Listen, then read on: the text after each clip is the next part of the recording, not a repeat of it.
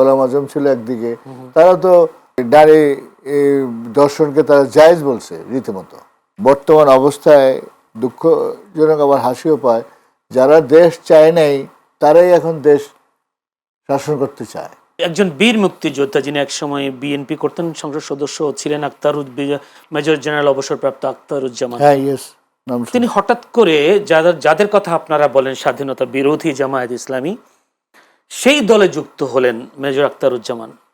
এবং তিনি কয়েকটি কথাও বলেছেন। তিনি বলেছেন জামায়াত ইসলামী কোনো দেশদ্রোহী দল নয়, বরং এটি একটি দেশপ্রেমিক রাজনৈতিক দল। এইসব বক্তব্য মুক্তিযোদ্ধাদের বিরুদ্ধে যাচ্ছে কিনা? তার ব্যক্তিগত মত, আমি মনে করি তার স্বার্থের খাতিরে কিন্তু এই কথাটা বলছেন। আমার ব্যক্তিগত মতে এটা যে তার আর জামাত তিনি একজন বীর মুক্তিযোদ্ধা। হ্যাঁ, বীর মুক্তিযোদ্ধা। এই প্রসঙ্গে বলবো যে রাজাকার অলওয়েজ রাজাকার, কিন্তু মুক্তিযোদ্ধা অলওয়েজ মুক্তিযোদ্ধা না। এটি হলো মুক্তিযোদ্ধা অলওয়েজ মুক্তিযোদ্ধা না। এক্ষেত্রে আপনি কি বলবেন যে তিনি বলেছেন, তিনি আরেকটা কথা বলেছেন, আমরা মুক্তিযুদ্ধ করেছি পাকিস্তান সেনাবাহিনীর বিরুদ্ধে, জামায়াতের বিরুদ্ধে নয়। এসব বক্তব্যের প্রতিবাদ জানাতেই তিনি জামায়াতের যোগ দিয়েছেন।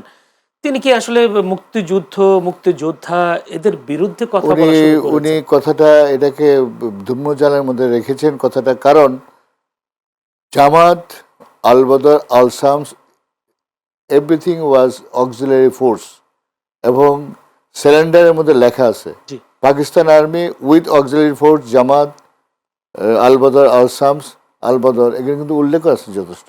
তো এগুলো উনি খামাখা ব্যাপার কথা বলার তো কোনো যুক্তি নাই, কারণ অক্সিলারি ফোর্স হিসেবে তাদের তো কোনো সুযোগ সুবিধা নিতে চাই। হ্যাঁ, এরকম একটা সুযোগ হয়তো নিতে পারে।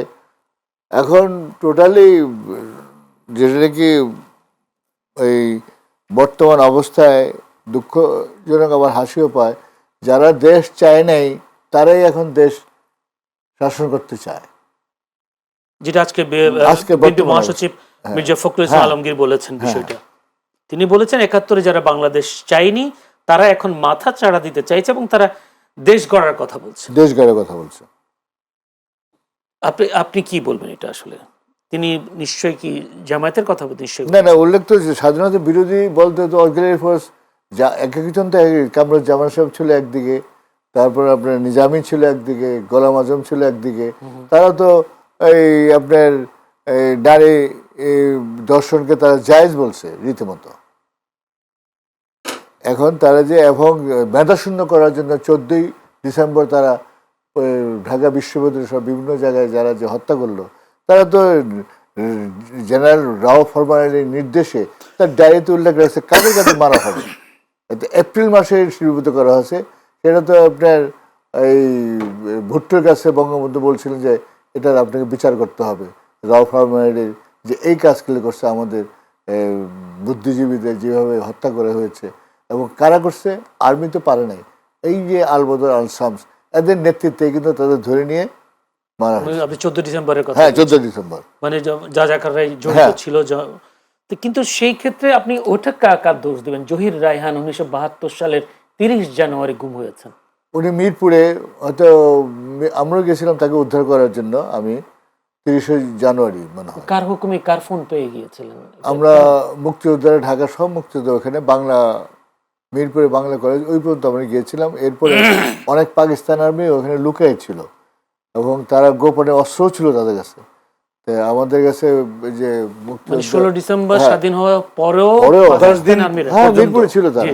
10 দিন পর্যন্ত ওরা যুদ্ধ করছে আমাদের বাঙালি ডিসেম্বরের পর। হ্যাঁ, 16 ডিসেম্বরের পর 10 দিন পরে ওই আপনার সাথে আমার দেখা হয়নি। এটা হলো আমাদের এখানকার একজন সার্জেন্ট ছিলেন মান্ডাবাড়ি, তাকে এবং জহির রায়হানকে পাওয়া যায় না, মিরপুরে তারা আটকায় রাখছে। এই খবর পাওয়ার সাথে সাথে আমরা আমাদের বাহিনী অনেক প্রত্যেক এলাকার বাহিনী মুক্তিযোদ্ধা সব আমরা ওখানে গেছি, কিন্তু আমাদের ইন্ডিয়ান আর্মিরা ঢুকতে দেয়নি। ইন্ডিয়ান আর্মিরা ঢুকতে দেয়নি, ওই জায়গাটা পুরা ব্লক করে রাখছে।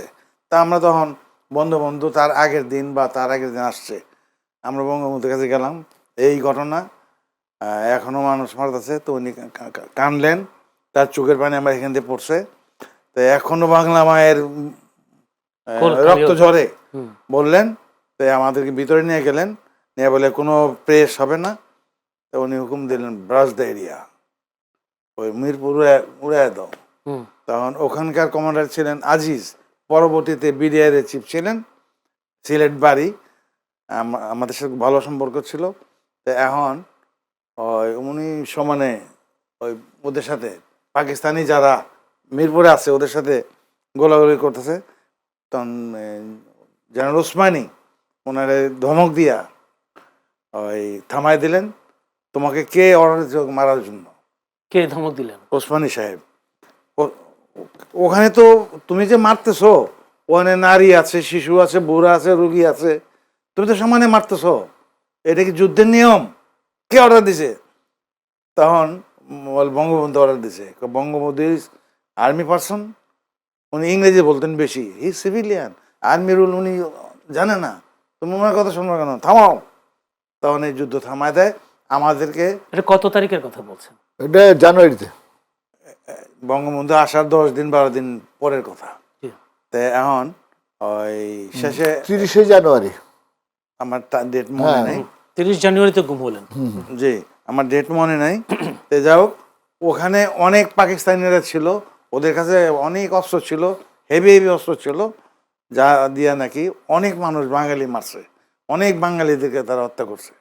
ওই আশেপাশে গেলেই ওরা গুলি করে মেরে দিত, কারণ বাঙালির কাছে তখন তত অস্ত্র, ভালো অস্ত্র ছিল না। তখন তো ইন্ডিয়ান আর্মি ছিল। হ্যাঁ, ইন্ডিয়ান আর্মি ছিল, ইন্ডিয়ান আর্মির মধ্যে যায় নাই ভিতরে, আমাদেরকে যাইতে দেয় নাই, না ওরাও ভিতরে ঢুকে নাই। বাংলা কলেজের এখানে আটকে রাখছিল ব্যারিকেড দিয়ে। জি, ধন্যবাদ। আমার হাতে একেবারে সময় নেই আসলে। অনেক মুক্তিযুদ্ধ আর একটু বলি, আমার বাড়ি যে বাড়ি, আমাদের বাড়ির আশেপাশে কোনো বিল্ডিং ছিল না, আমাদের বাড়ির বিল্ডিং দোতলা, ওখানে আর্মি ক্যাম্প ছিল পাঞ্জাবিদের। তারপরে ওই আমাদের মসজিদের মিনারা ছিল অনেক উঁচা, ওখানে মেশিন গান ফিট করা ছিল, ছাদে ফিট করা ছিল। তো ওই রেঞ্জের মধ্যে গেলেই মেরে ফেলতো। তা আমরা তো অ্যাটাক করতাম। তাই আমরা ওই যেমন আমি বিশেষ করে ওই গেরিলা যুদ্ধে থানা লুট করছি, ব্যাংক লুট করছি। তারপরে হঠাৎ অ্যাম্বুশ করে, হঠাৎ আক্রমণ করে অনেক পাঞ্জাবি মারছি। তাই আমার নাম প্রকাশ হয়ে গেল। তখন ঘোষণা দিল আমাকে ধরাই দিতে বলে 5,000 টাকা দিবে। তখনকার 5,000 টাকা তখনকার 5,000 টাকা তো 5 বিঘা জমি কিনে যেত। না, আরো বেশি, অনেক বেশি।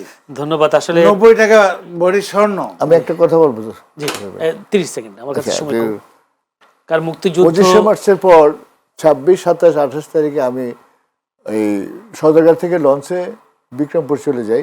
আমার বাপ মা ভাই বোনদের পৌঁছে দিয়ে আমি চলে আসি। কিন্তু যাওয়ার পথে দেখলাম বুড়িগঙ্গা নদীতে শত শত হাজার হাজার লাশ। এবং উনি যে বললেন ওইরকমই নদীতে ভাসা লাশগুলো শকুন খাচ্ছে, আর তীরে এগুলো খাচ্ছে হলো কুকুরের টানে টানে খাচ্ছে, এই চোখের দৃশ্য। এবং ওইটার রিভেঞ্জ আমি নিতে পারছি এই 11ই ডিসেম্বর, আজকে 11ই ডিসেম্বর ঢাকার পূর্বাঞ্চলে একটা সম্মুখ যুদ্ধ হয়েছিল। সম্মুখ যুদ্ধে পাকিস্তান আর্মি খালের এই পার ওপার, আর আমরা একমাত্র গ্রুপ যার কমান্ডার 4 তারিখে মারা গেছে। আমরা খুব শোকাহত এবং খুব ডেসপারেট ছিলাম। এবং আমরা যখন শুনছি আর্মি আসছে, তখন আমরা নিজেরা দৌড়ে এসে পজিশন নিয়ে তাদের কাছে সম্মুখ গোলাগুলি করি। এবং এতে না অনেক পাকিস্তান আর্মি মারা গেছে, গুরুতর আহত হয়েছে। তারা শীতকালে তো 4টার দিকে তো একটু হয়ে যায়, তখন ওই গ্রামবাসী তারা সিরিয়াস ইনজুর্ড, তাদেরকে নেয় নাই, গ্রামবাসী তাদের পিঠে নদীতে ফেলে দিছে। ওই 15, 16, 17, 14 পরে থেকে ওই বালুডাঙ্গিতে পাকিস্তান আর্মিদের লাশ ভাসছে। ওইটাই আমার একটা আনন্দ যে আমি, হ্যাঁ, রিভেঞ্জ। অনেক পাঞ্জাবি মারতে পারছে। ধন্যবাদ, অসংখ্য ধন্যবাদ দুইজন।